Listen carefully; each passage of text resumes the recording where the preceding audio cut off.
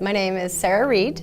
I teach kindergarten at Hillcrest Elementary School in Gillette, Wyoming. One of the jobs in my classroom is the official greeter. It's a new child every day, but their job is, if someone new who's not typically in our classroom comes in, their job is to go over to them and say, "Hi, welcome to our classroom. My name is, can I help you? What do you need?" Just kind of that social skills of having good communication. I think that teaching and learning go hand in hand because for me, when I'm teaching my kids, I have to learn from them, and sometimes I learn that the lesson I'm teaching is not good and I need to change it.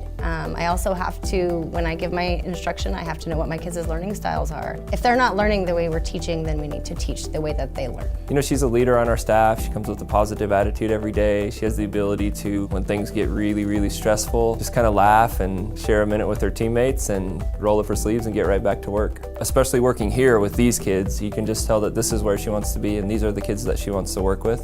I just think that positivity and that sort of, we've got this attitude, and no matter what comes her way, she's kind of like, yeah, we've got this, it'll be all right. And I think that problem solving and thinking outside the box of how can we address any challenges that come our way, I think energizes other people to be like, hey, if our kindergarten teachers can handle it, then I think we should be able to handle it too. She's very kind. She goes above and beyond. I mean, if there's another word for above and beyond, that's Mrs. Reed. I'm not sure that I will ever find a teacher just like her.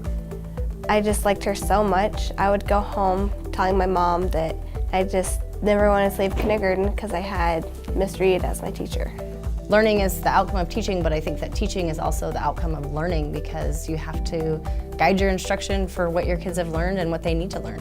I've done a lot of research. I've had amazing co-teachers who have done it with me. We've learned a lot about midline crossing, neurologically, how your brain works to read. In order to be a good reader, you have to use your right and your left side of your brain together. You have to cross the midline, and so many of our kids lack in all of those areas. And if we can't help them improve in those areas, it becomes really hard for them to improve with reading. And so if I expect my kids to be independent, rigorous learners who can problem solve and make great choices on their own, then I have to give them the independence to make those mistakes and do it. I've learned that my place to do that is in the classroom, and so by allowing them to choose where they want to sit, who they sit with, how they do their work, it's just kind of a guide in helping them become successful people. She's helped some of our older students become role models and leaders that were struggling with behavior by doing things like pairing them with a kindergarten student who has some challenging behaviors. It's been an opportunity for us to talk to our 6th graders about being role models, and that,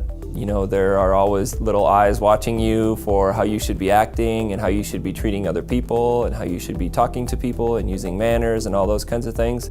Part of it was I felt like I really wanted to bridge the gap culturally between the upper grade level and the lower grade level. But to be completely honest, the other one was that getting 20 kids through the lunch line and opening their milks and punching in their numbers was completely exhausting for the kindergarten teachers. We have one 6th grade student with one kindergarten student, and it's kind of like a one-on-one, and they explain to them how to go through the lunch line, how to problem solve with other kids. For them to see that familiar face and someone who's looking out for them, and they pass in the hallway and they give them a high five or stop and give them a quick hug and check out how they're doing, and has been really, really beneficial for both our kindergarten students and our 6th graders.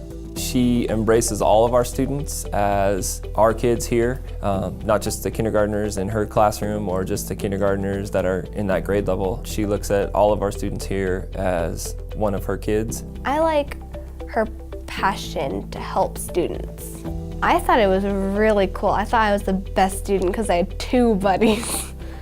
Probably special is the word that I would use. It takes a special person to teach kindergarten in general, and I think it takes a very special person to teach kindergarten at Hillcrest where we have a high population of at-risk students. It's the best job in the world. It has more rewards than any job I can think of. I feel like to be an effective teacher, you have to be flexible. You have to be okay with failing and learning from that. More importantly than that, I think that you have to know that every day is going to be a challenge. It would be very easy to get grouchy, or when you have kids that are misbehaving and they're constantly pushing your buttons. But what you have to understand is that those kids probably need you more than any of the others, and they depend on you to be happy every day because they don't necessarily have that at home. If you have the belief that all of your kids can learn, then you have to change a lot of your teaching so that they can learn.